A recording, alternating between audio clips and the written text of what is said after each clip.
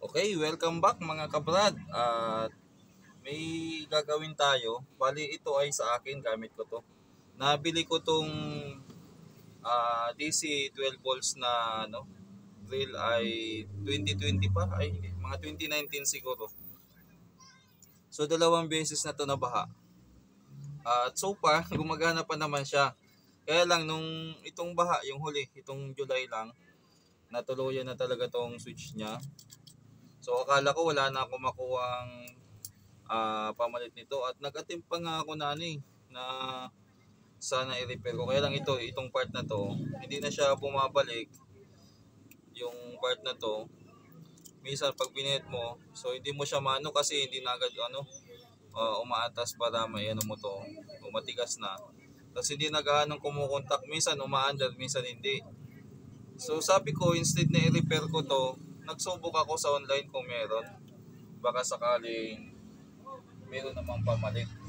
At hindi naman tayo nabigo dahil meron, nag-order ako sa online, magkano ba bili ko nito? Wala nakalagay na price. Bali ang binayaran ko nito ay 1,000 ay 1,100 142. So ito yung nabili natin. So subukan natin kung uubra. Sana nga umubra. Yan. So madali lang naman mag-install nito. Ayan na. Ayan. So ikakabit lang natin to sa ito na yung pinaka wiring nyo. Ito para sa ilaw. Tapos ito na yung pinaka supply niya. Gagayahin lang natin dito yung pinaka linya niya. Positive, negative lang. Ayan. So tanggalin muna natin.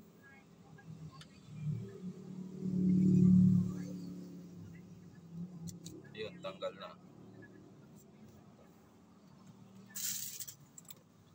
Soldering lead natin makapal. Makapal masyado. Yan na natin dyan.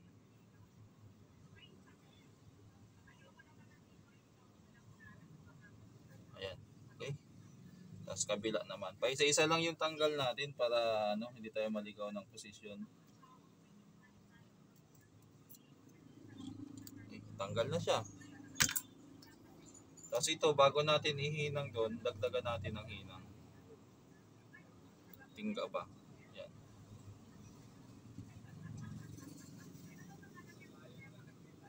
Ayan. Okay. Subukan nga natin kung uubra. Paano ba to? Pati itong battery pack, pangalawang beses ko na itong bili. Kasi yung una din nabaha din eh. Yan. Tama ba? Ganyan. Ganyan pa siya. Okay. Try natin. Okay. So, reverse.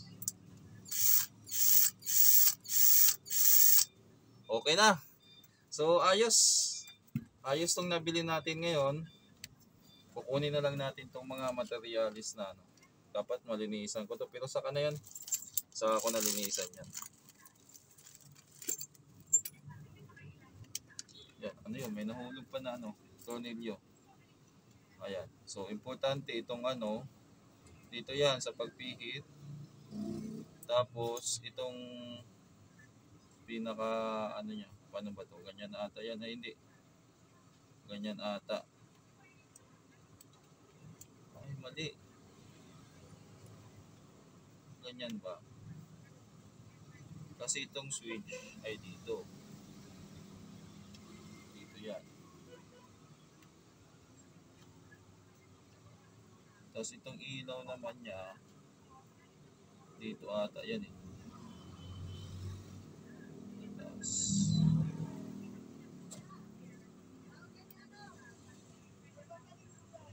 taas ata yan. Yan, ganyan. Tapos ito namang niya, ay, paano ba?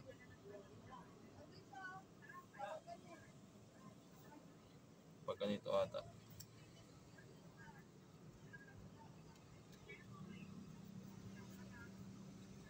Okay. So, ganyan ata posisyon yan. Puro tayo ganyan ata, hindi tayo sigurado.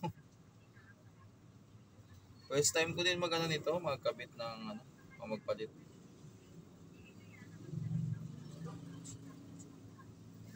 Okay. Sabay ilagay natin itong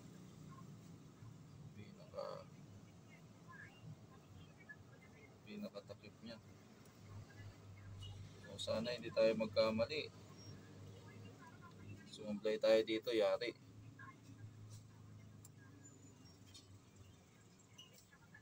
Sana tama itong ginagawa natin. Uy. Uy, ito pa.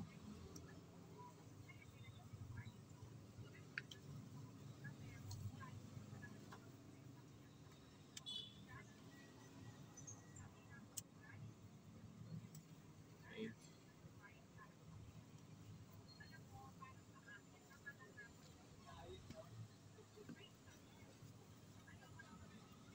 Ay, yung ilaw. Yung ilaw, sumamblay tayo sa ilaw. Paano ba talaga tong ilaw? Dinidikit dyan o dito sa labas? Pero andito naman yung gatla niya, oh.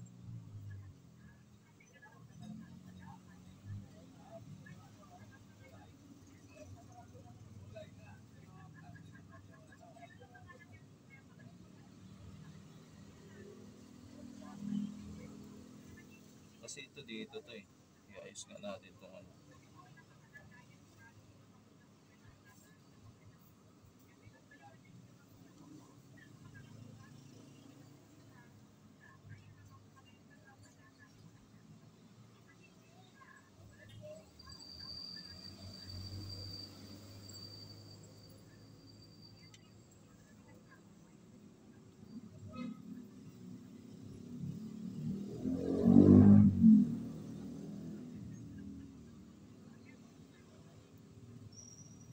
Kasi kung dito naman siya,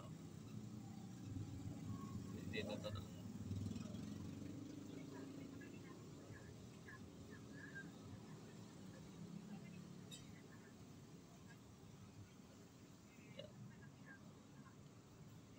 Ayaw.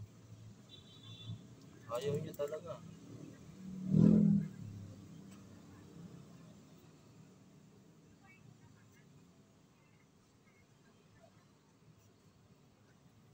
Gumagalaw.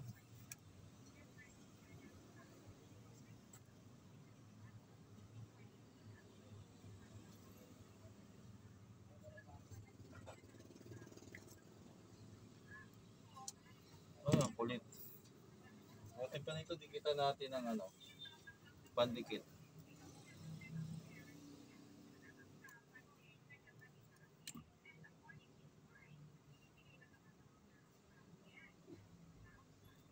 Yan. Lagyan natin ng pandikit.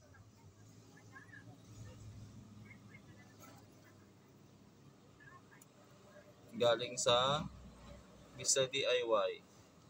Uy, hindi kumapit.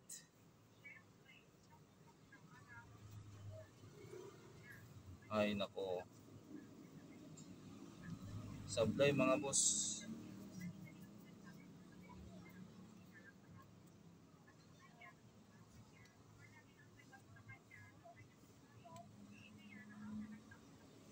Ayan. Ay, naku, kulit naman ito.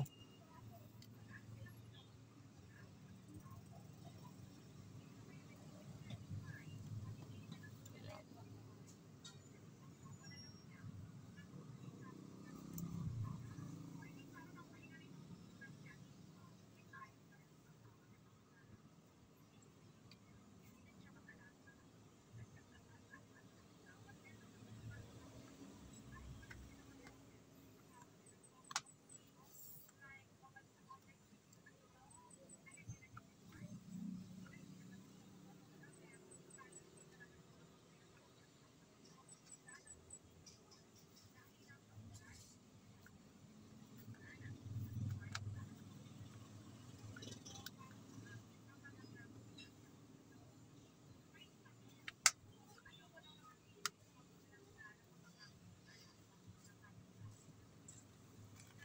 Okay. So yung lock, ay, slow muna natin dito.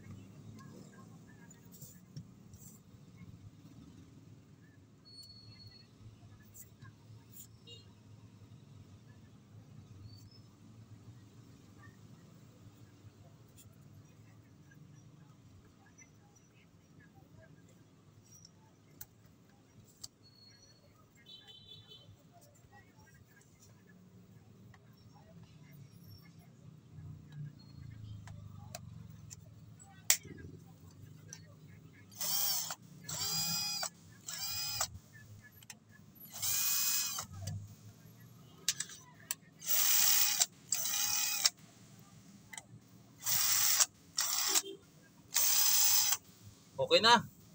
So hanggang dito na lang yung vlog natin tungkol dito sa ano. Ang pinakasira niya ay ito, yung mismong ano kinalawang na ata to sa loob.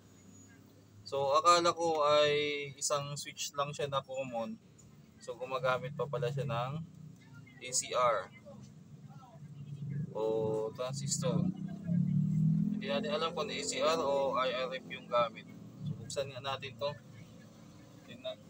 Check nga natin kung ano naman ito. Sana ba yung pang-doorbell natin?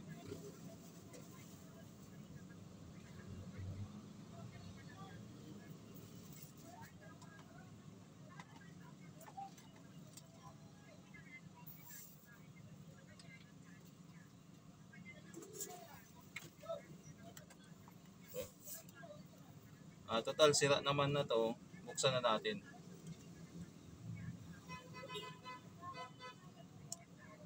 Alamin natin kung anong laman. Ayan. Ayan.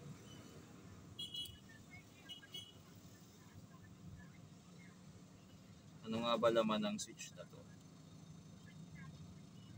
Curious tayo.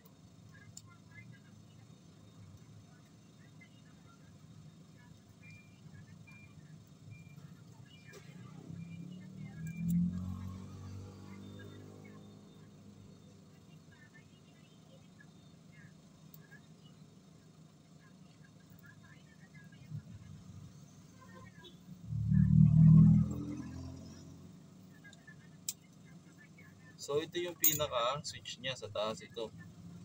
Ito yung lever niya na naglalaro kung forward or reverse yung ikot. Ito naman yung galing sa battery. Yan. Galing sa battery. Meron siyang electronic device or component na nakakabit. Ngayon,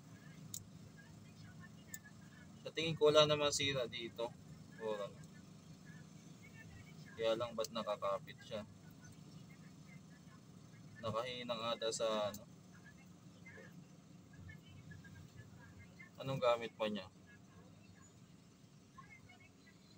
IRF 16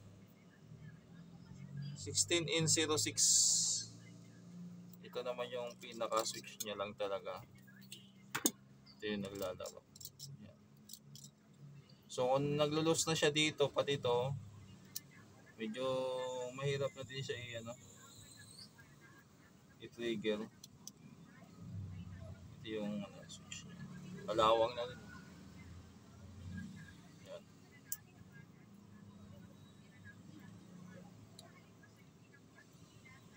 Tapos kalasin natin ito. Paano nga ba? Ayun, tatanggalin pala tong tatanggalin tong hinang niya.